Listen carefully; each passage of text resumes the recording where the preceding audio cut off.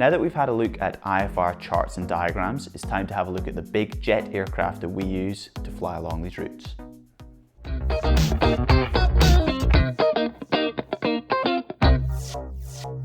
Hi, I'm Grant and welcome to the 7th class in the flight planning series. Today we're going to be having a look at the medium range jet transport sample aircraft that you can find in the CAP 697 document. We're going to basically do some examples from the question bank to show you how to use these graphs and charts, so hopefully things are a bit more familiar and a bit more easy when it comes to exam time. Okay, so this is what the sample aircraft for the MRJT looks like. We can see it has 2 turbojet engines, it has a retractable undercarriage, and these are the structural limits. We also have some fuel densities if we have to use them for fuel calculations or questions that ask us about fuel weights or fuel litres and we need to convert between the two. This is an aircraft sort of in the same size region as maybe an A320 or a 737, but just a little bit smaller. So we are not going to be using it for flying very long distances. So now I'm just going to use the trusty Airhead ATPL question bank to do 4 example questions and show you how these graphs and charts work that are in this section. This is the first question that we're going to take a look at, all about using the simplified charts for planning. So we're being asked for a trip time, and we have 425 nautical miles distance, and we're at 30,000 feet with a landing weight of 55,000 kilograms, headwind of 25 knots, plus 5-degree ISA deviation, and we're using long-range cruise. So now these charts and a few others in the CAP 697 have an introduction section explaining how to tackle these problems. I would recommend having a look at them. In this example, we can see that there's a correction to be applied based if there's a cost index, how much additional fuel to add for if we're using the APU or if we're using anti-ice systems. These are the sorts of things that might appear in questions and you think, what the hell are they talking about? Little guidance, little help, little bit of information can be found in these little introduction sections. Luckily for us though, this question doesn't have any of these corrections to apply, so we know we'll just go into the graph with all the information that is given to us in the question. So making sure that we've got the correct graph, we just pop in the information that we need. So it's 425 nautical miles, and then we go straight up to the reference line. A good tip for these things is just to follow the example question that is there. Do what the lines do there and you should have no issues. So 425 is going to be here. We go straight up to the reference line, so it's going to be this point here. And then we follow the wind correction. We've got a 25 knot headwind, so we're going to follow the correction line up to this point here. So I'm going to say it's about there. That looks about right. And then we'll go straight up to the next line. So we've gone straight up there, and we're going to use a pressure altitude and bounce right to find the landing, the fuel required, but the question is asking us for time. So we'll go all the way up to the top and then bounce to the left. So we're continuing up to one of these lines and then going left. We're at flight level 290 or above. We're at flight level 30,000 feet, So we're just going to bounce straight across here to this next reference line. At this next reference line, we correct by the ISA deviation. The ISA deviation for this question was +5. So we're going to go down very slightly and cross over an imaginary line about here and then go straight across. And that gives us a time of about 1.25 hours or 1 hour 50 minutes. And if we take a quick look back at the answers, we can select this one. And also a top tip for these graphs is try to remember what the question is asking for and not just fill everything out in the graph. There was a point there where I could have bounced off to the right and found out the fuel required. I've been guilty of doing this in the past, just filling out the whole graph, but it will save you time if you just look for the thing that the question is asking, and time is of the essence when you're playing around with all these graphs. This is the next question that we're going to take a look at. We're looking for the true airspeed at the end of the leg and the distance in nautical air miles. I think NA stands for nautical air miles. We've got the following information. We've got a long range cruise at 45 degrees, flight level 350.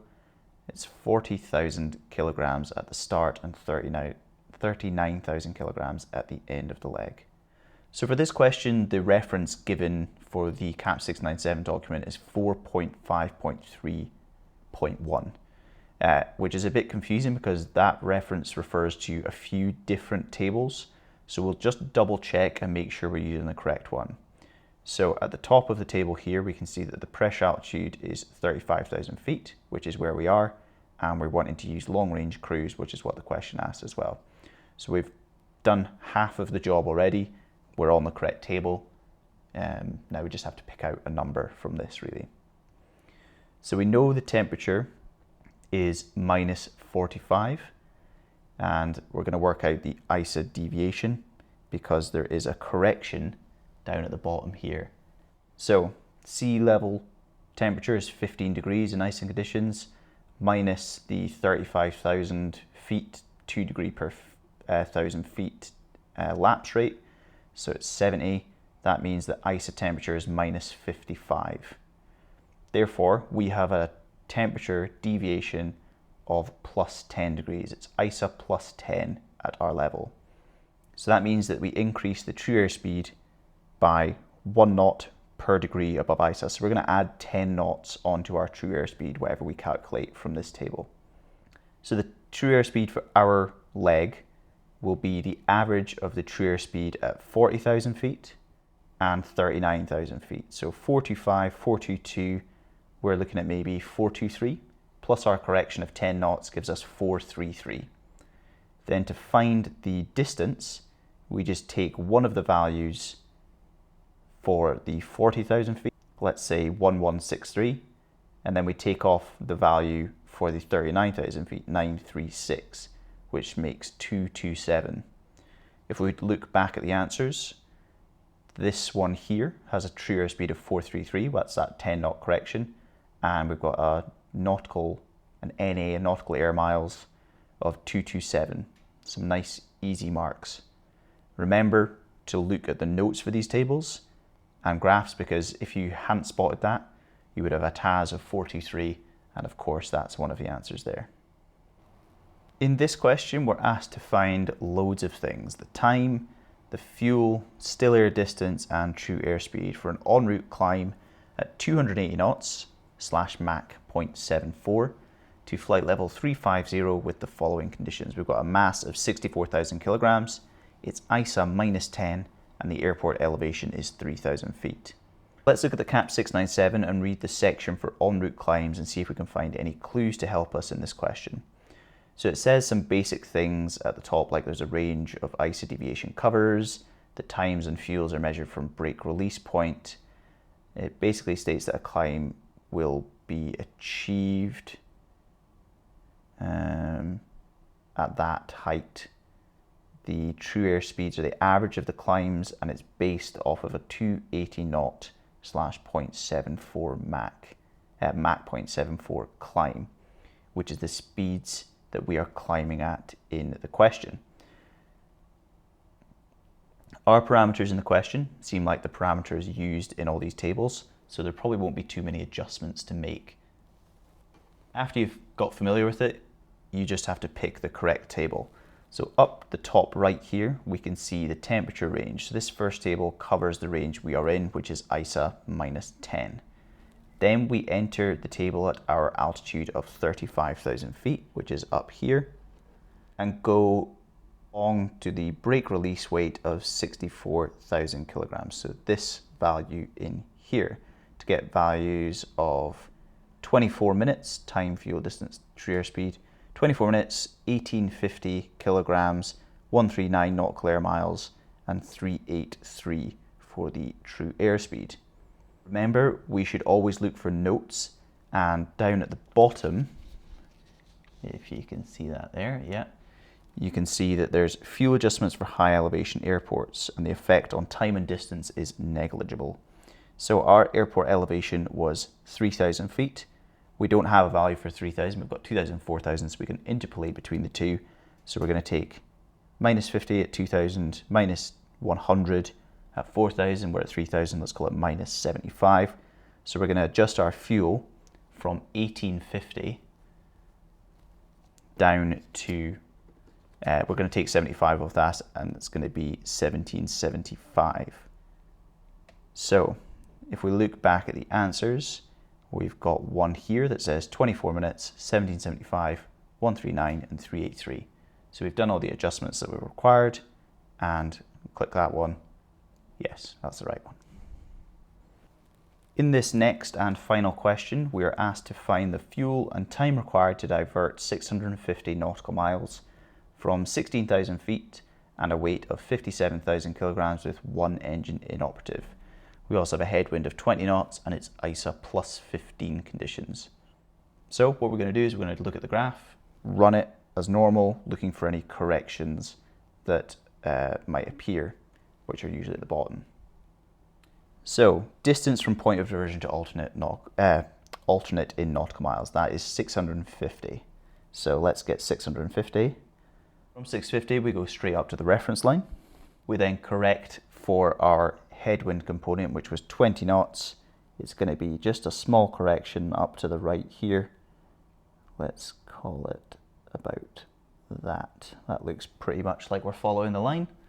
And then we go straight up, go through the pressure altitude, because we're asked to find, what are we asked to find? Fuel and time, isn't it?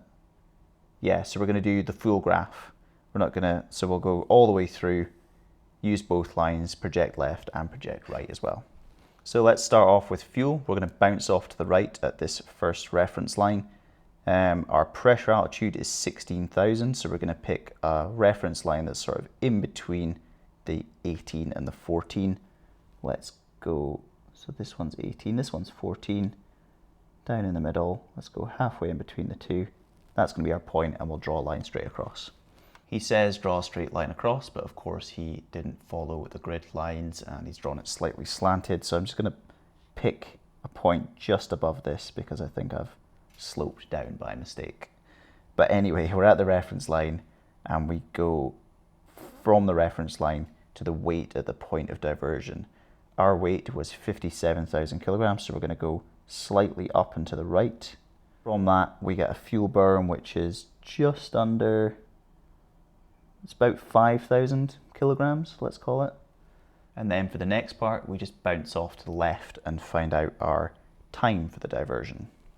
So again, 16,000 feet, it's going to be sort of halfway between the 18 and the 14. Bounce left, correct for ISO deviation, which is plus 15. So it's going to go slightly sloping down to the left and then find out a time for that. And from that, we can find an answer, which is sort of just over 2 hours, not 2.5, not 2.25.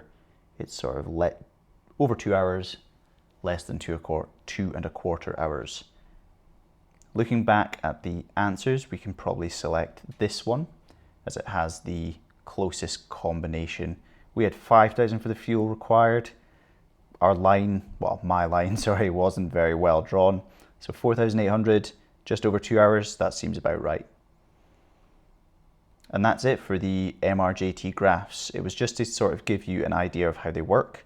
Make sure you remember and look for notes on the graphs, any little corrections. Make sure you copy the example lines on the graph if there are any, and you should be fine. Next, we're going to have a look at in-flight monitoring and contingency planning, which will give you an idea of how to effectively actually use your flight plan when you're in the air and keep track of the progress of it, as well as planning for any unpredictable scenarios.